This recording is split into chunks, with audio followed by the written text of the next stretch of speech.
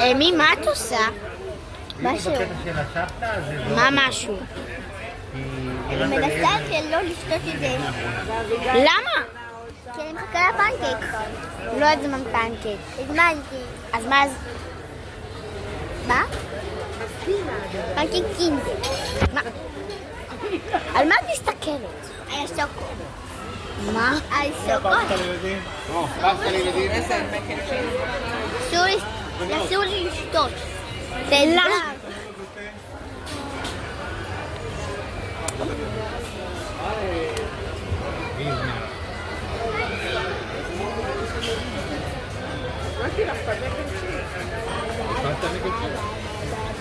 לא.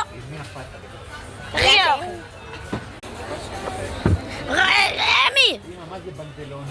הילדה לא שרדת, אה?